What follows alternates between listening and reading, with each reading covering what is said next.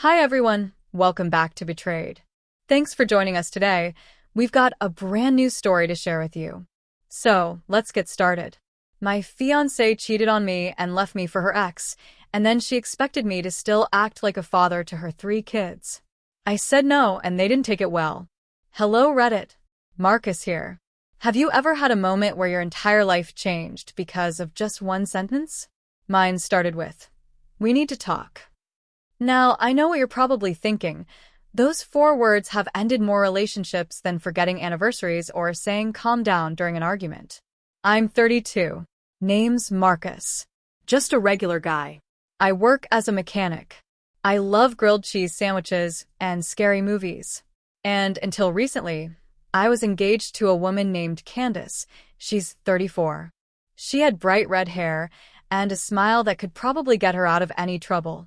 Not saying she actually did anything criminal, but if anyone could charm a jury, it was her.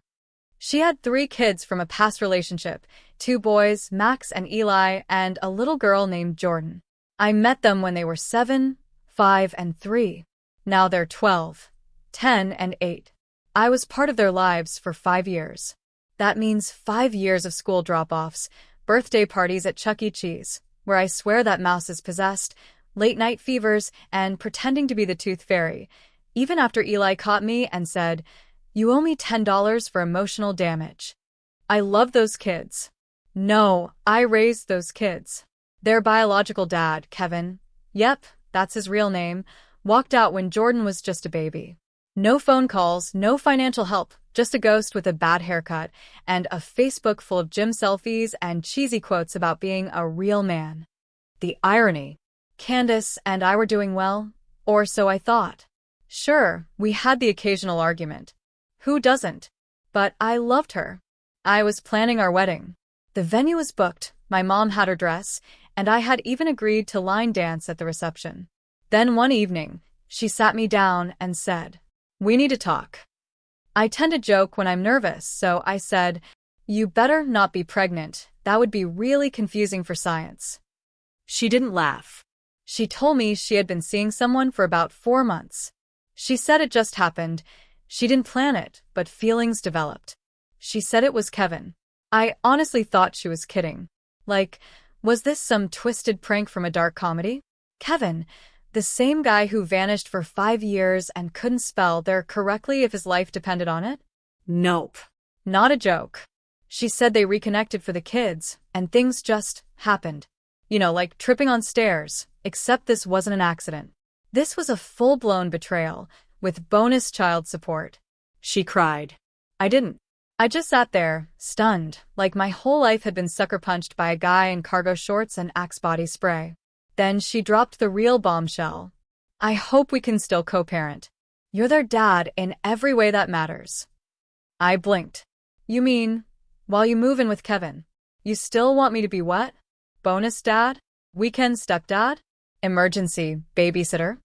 She nodded like it was the most normal, reasonable thing to ask. "Marcus, they love you." "Your family," she said. I replied, "Candace, I'm not going to be the unpaid emotional support guy while you go play Happy Family with Kevin 2.0. She looked shocked, like I was the villain for not sticking around after she tossed me aside like last week's leftovers. I walked out that night, packed my things, told the kids I needed to go for a while. I couldn't even look Jordan in the eyes without tearing up. For weeks, I was a wreck. My apartment looked like a man cave designed by sadness. Pizza boxes. Sad movies. Tissues everywhere. I binge-watched Grey's Anatomy and cried way more than I'd like to admit. Judge me if you want. Then came the messages from Candace. "They miss you. Jordan won't eat her broccoli without you. Max cried and asked why you hate them." Then a message from Kevin of all people. "Step up, man. You were part of their lives. Be a man. Be a man. Be a man." From the same guy who ran off when his daughter was still in diapers and hadn't changed a diaper since Obama was president. No thanks. I blocked both of them. I took some time for myself. Started therapy.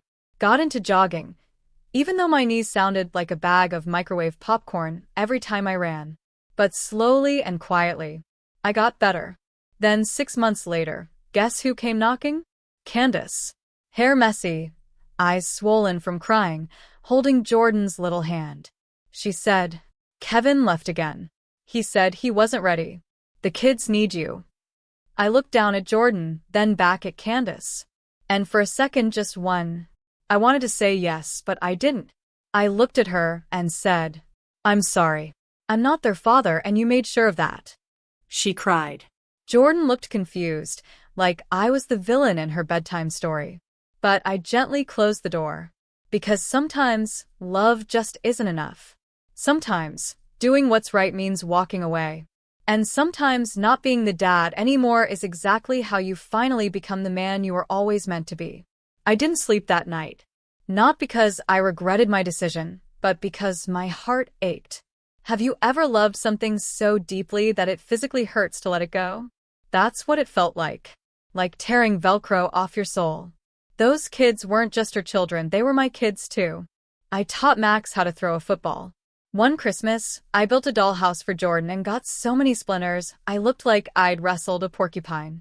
I stayed up all night with Eli when he had the flu and threw up all over my Xbox. I loved them. I still do.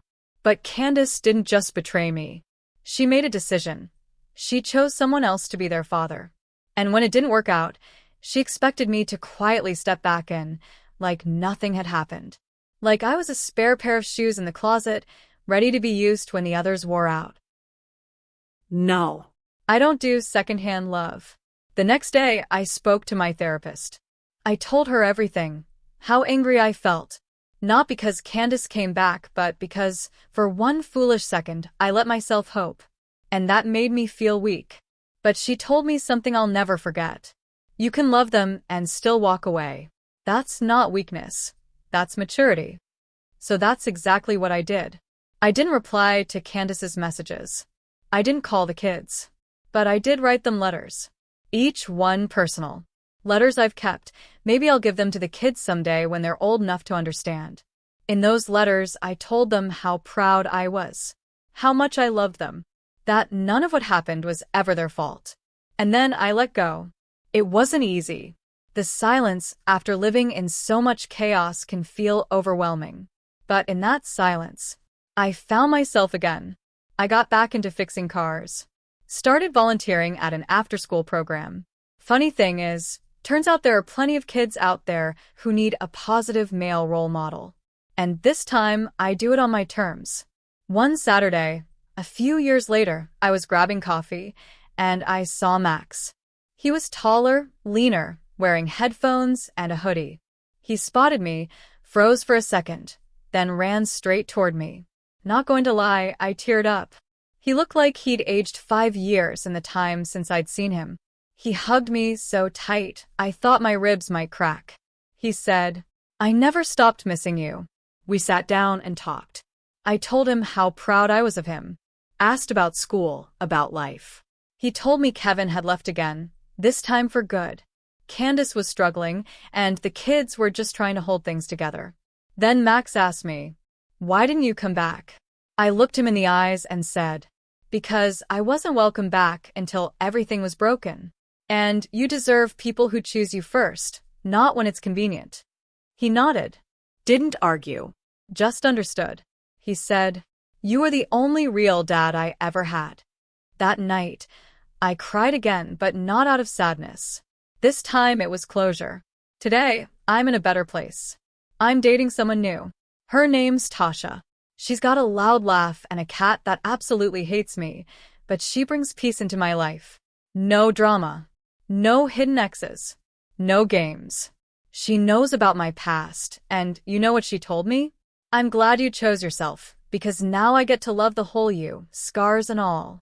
So if you're listening to this and you're hurting, maybe someone betrayed you. Maybe you're stuck in that painful space between holding on and letting go. Just remember this. You're allowed to walk away. You're allowed to say no. You're allowed to stop setting yourself on fire just to keep others warm.